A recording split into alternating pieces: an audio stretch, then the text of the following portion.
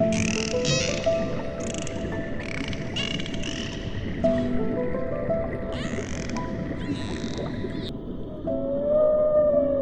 the ocean is the life support system for the planet.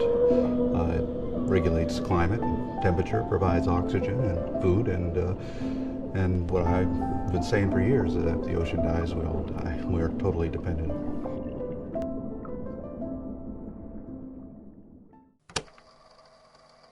Bienvenue dans cette vidéo dédiée à l'un des plus grands défenseurs des océans de notre époque. Cet activiste canadien a consacré sa vie à la protection des mers et de leurs habitants.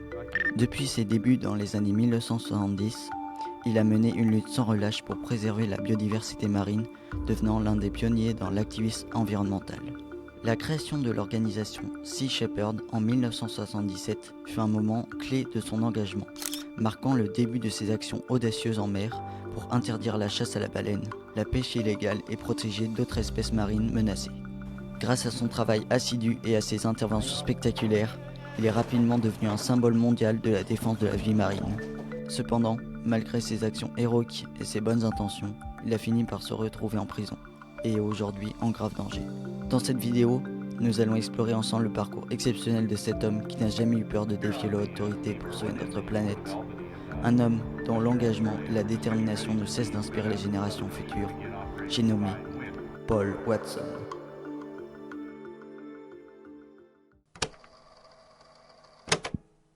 Paul Watson naît en 1950 à Toronto, au Canada, mais grandit à Saint-Andrew-by-the-Sea, au Nouveau-Brunswick. Il est l'aîné de 7 enfants, et ses parents sont Anthony Joseph Watson, donc son père, qu'il n'appréciait guère car il était brut avec les animaux et sa famille. Il n'avait aucune compassion.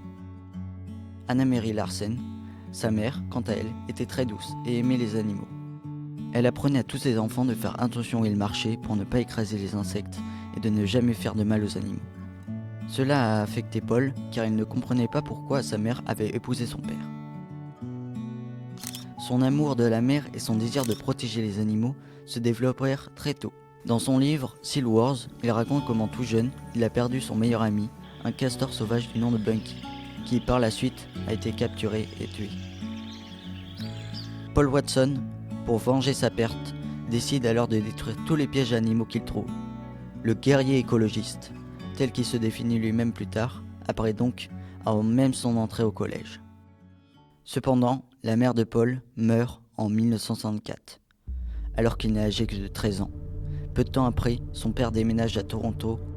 Cela change alors tout son environnement de campagne, calme et agréable, en une énorme ville sans végétation ni animaux.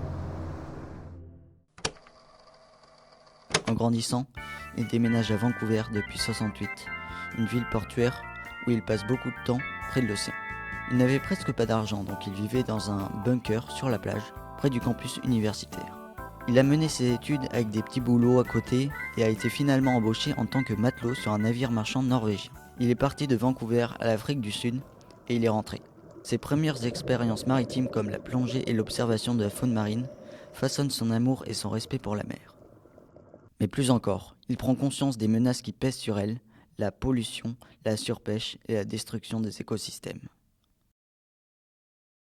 Quand il est revenu à Vancouver, il y avait une manifestation contre les essais nucléaires sur l'île de Amchitka. Il a rencontré des manifestants et ensemble ont formé le comité Don't Make a Wave. Suite à cela, 2 groupes se sont formés. Le Sierra Club, dont faisait partie Paul, et les Quakers. À cette époque-là, il avait 18 ans. C'était le plus jeune des fondateurs. Le Sierra Club voulait faire des interventions en mer, mais il ne savait pas comment. Il savait que les Quakers avaient envoyé un bateau pour protester contre des essais nucléaires, alors ils se sont dit qu'ils allaient eux aussi se procurer un bateau. À la fin de leur première réunion, quelqu'un a fait le signe de la paix. Alors, l'un des premiers membres a eu l'idée d'appeler leur groupe la Paix Verte, Greenpeace. Au début, Greenpeace ne se focalisait pas sur les baleines, mais en 1970, un certain Paul Sbong les a alertés au sujet de la pêche à la baleine. Paul Watson a trouvé l'idée géniale. Il a tout de suite accepté. Alors, depuis, Greenpeace s'est occupé du cas des baleiniers. Ils ont nommé leur première opération pour les baleines Greenpeace 5. Durant cette opération, Paul Watson et ses coéquipiers ont tenté de faire barrage aux harponneurs, mais ils ont quand même réussi à tirer sur un cachalot. Ils se débattaient de douleur. À un moment donné, un cachalot a surgi de l'eau, très proche de Paul. Il a sauté de manière à atterrir sur leur bateau, mais a choisi de les épargner. Quand il est retombé dans l'eau, Paul a vu son œil. Comment pouvions-nous faire une chose pareille, et pourquoi ? Ces baleines étaient tuées en grande partie pour obtenir de l'huile, qui servait beaucoup aux soviétiques, car elle servait à créer des missiles balistiques. On tue des créatures magnifiques et intelligentes, tout ça pour l'extermination de masse des humains. Cette opération a été un moment décisif pour Paul. Il a décidé que dorénavant, il consacrerait l'entièreté de sa vie à la faune marine.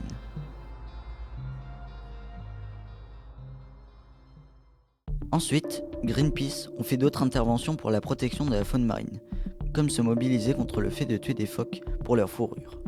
Cependant, Paul Watson finit par se heurter à la direction de Greenpeace, qui prône une approche plus modérée, privilégiant la diplomatie et la pression internationale plutôt que des actions directes. En 1977, après plusieurs désaccords stratégiques, il quitte Greenpeace. Suite à cela, Paul déclare « C'est ce qui m'est arrivé de mieux, quitter Greenpeace ».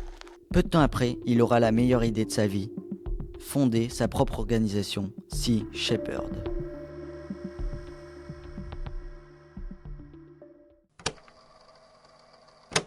Sea Shepherd voit le jour en 1977. Fondée par Paul Watson dans l'objectif de mener des actions directes et non violentes afin de protéger la faune marine.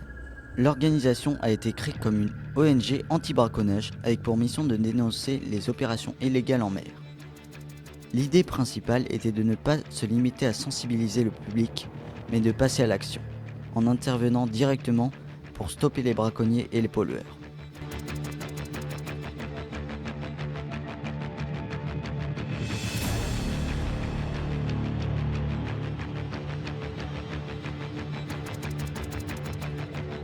Paul Watson exprime clairement sa vision. Quand on voit une femme se faire violer ou un chaton se faire écraser la tête, on ne prend pas de photos, on intervient. Ce principe d'intervention directe est devenu l'essence même de Sea Shepherd. Dès ses débuts, l'organisation adopte une approche audacieuse et radicale qui va révolutionner l'activisme environnemental. Contrairement aux méthodes traditionnelles de plaidoyer, Sea Shepherd choisit de confronter directement les responsables de la destruction des océans, principalement en mer. Les membres de Sea Shepherd prennent d'énormes risques, affrontant des conditions extrêmes et souvent dangereuses, pour mener à bien leur mission. Ils utilisent des navires, des drones et des caméras pour documenter leurs actions et rendre visibles au monde entier les injustices commises contre la vie marine. Cette approche militante se caractérise par une présence imposante sur les lieux de pêche illégale, où Sea Shepherd n'hésite pas à utiliser des tactiques de confrontation directe pour bloquer les navires et leur faire face. Grâce à cette stratégie audacieuse, l'organisation a marqué l'histoire de l'activisme environnemental, imposant une nouvelle vision où la défense des océans ne se limite pas à des actions symboliques, mais implique un engagement radical pour stopper ceux qui exploitent et détruisent les mers et leurs écosystèmes. Sea Shepherd est devenu un acteur clé dans la protection de la faune marine, militant sans relâche pour la sauvegarde des océans.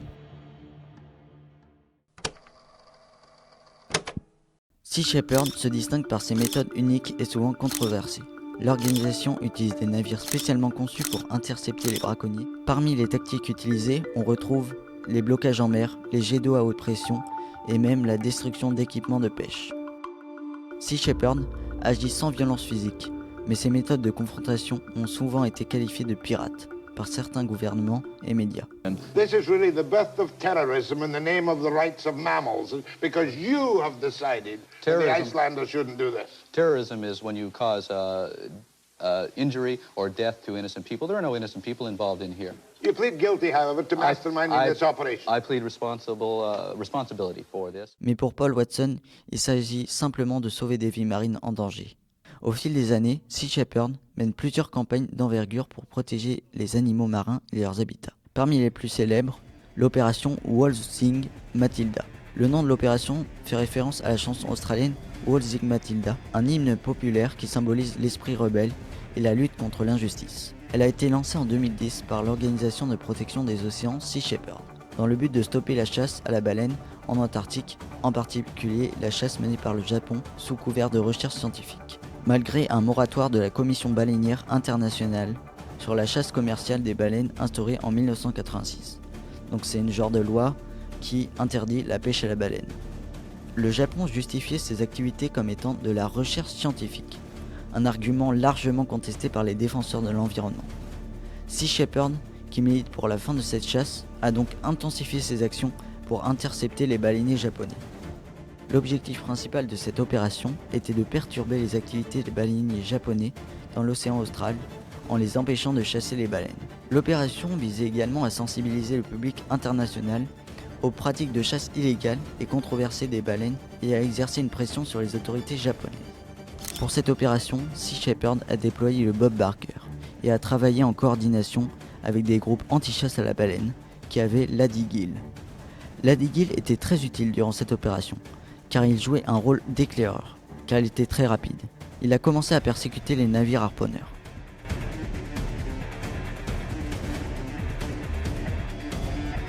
À un moment donné, le Shonan Nao 2 a foncé sur l'Adigil.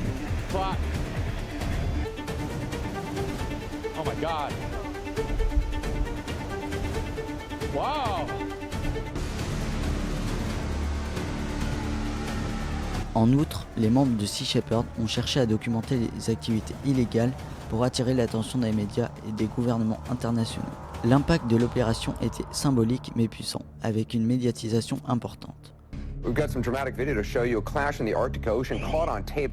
One person on the smaller boat was injured. Joining me now by phone is Paul Watson. It was our Harpoon interceptor vessel. It's a very fast boat. And it's a miracle that nobody was killed.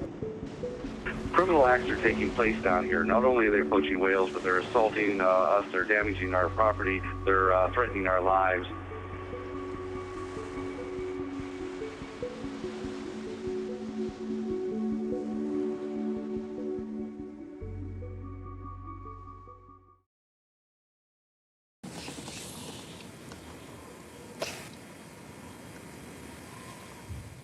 Dans les années 1990, Sea Shepherd intervient pour arrêter la chasse commerciale des phoques au Canada.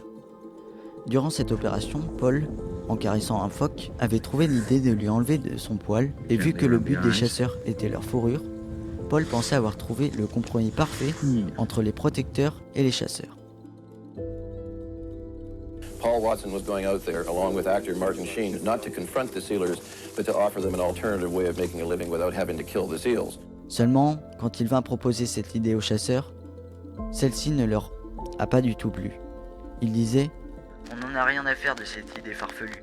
Les phoques, il faut les matraquer, pas les caresser. » Mr. Watson is not welcome in Macklin Island, so they're going to where he's staying and tell the owner he's not desirable here.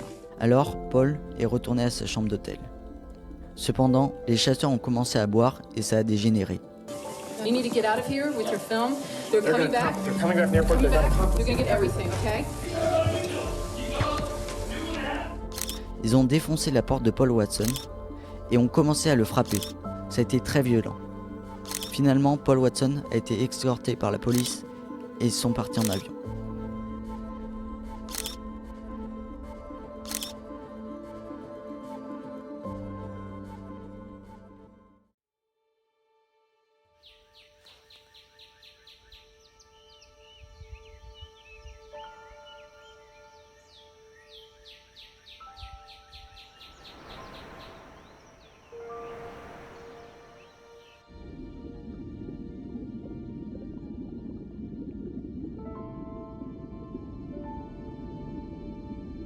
L'île Cocos est d'après Paul Watson la plus belle île au monde.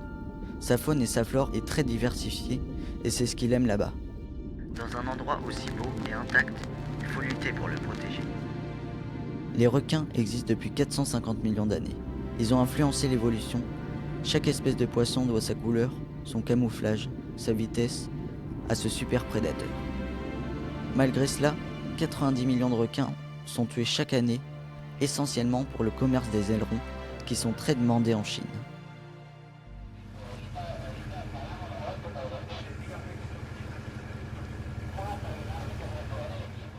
Le matin du 22 avril, dans les eaux guatémaltèques, ils trouvent le Varadero 1 qui amputait des requins.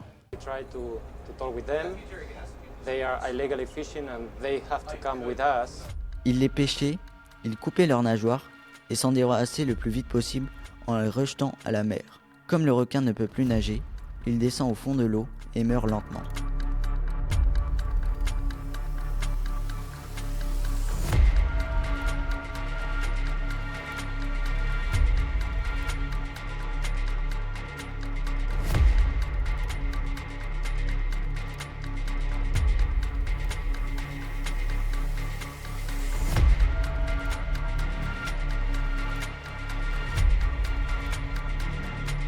Sea Shepherd les a arrêtés, les ont remorqués jusqu'au port. Cependant, l'équipage du Varadero 1 disait qu'ils allaient casser leur bateau et qu'ils préféraient les suivre. Paul a alors accepté, mais comme vous vous en doutez, ils ont fait demi-tour.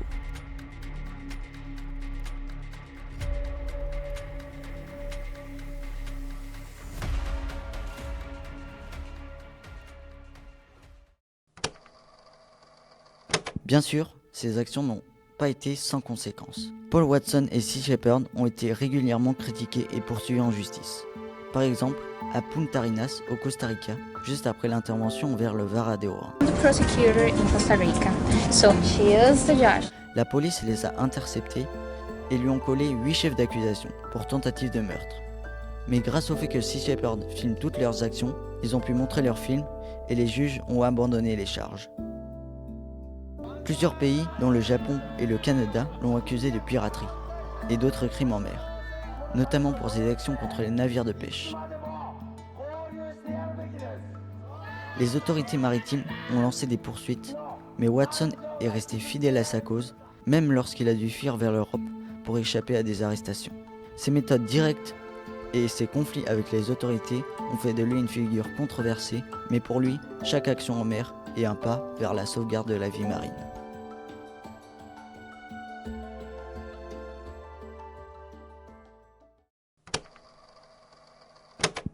L'impact de Paul Watson ne se limite pas à ses actions en mer.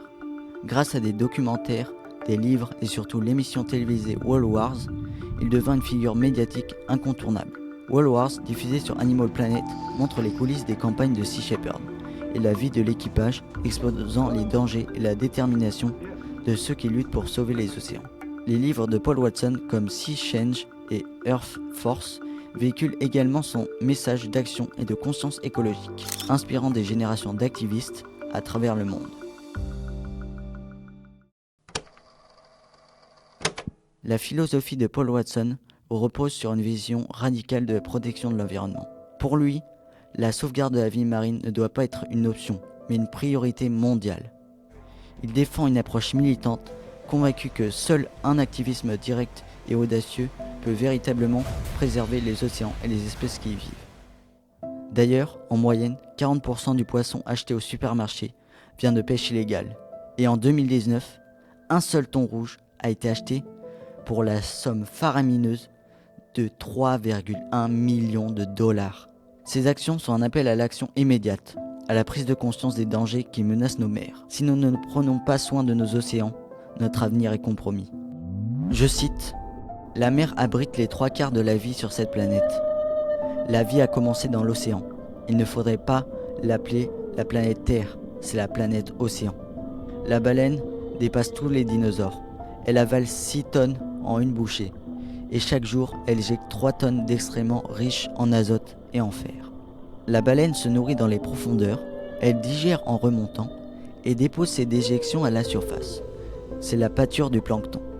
Les baleines sont les agriculteurs de l'océan. Elles cultivent du phytoplancton. Ces plantes microscopiques alimentent le zooplancton, qui nourrit à son tour les poissons et toute la chaîne alimentaire. Le phytoplancton alimente 80% de l'oxygène sur Terre. Or, le phytoplancton a diminué de 40% depuis les années 1950. Sans le phytoplancton, l'espèce humaine ne survivra pas.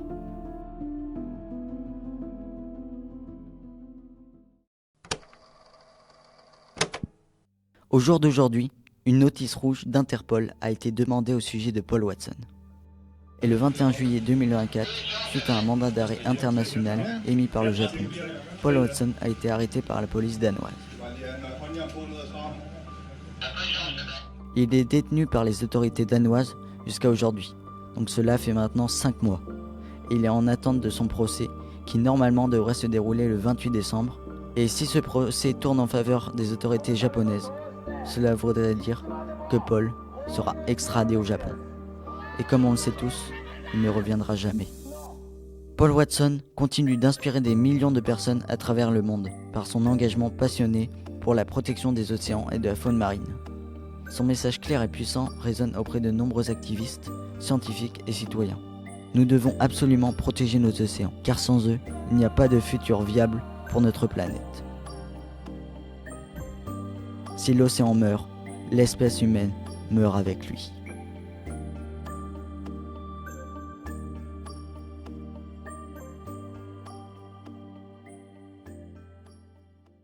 Bon, ça devait être la vraie fin de la vidéo. Mais pendant que je faisais le montage, vers midi, j'ouvre Instagram, et là... Défenseur des baleines Paul Watson vient d'être libéré ce mardi et peut rentrer en France, on fait le point. Le Danemark a finalement décidé de ne pas extrader vers le Japon le militant écologiste Paul Watson. Paul Watson est libéré!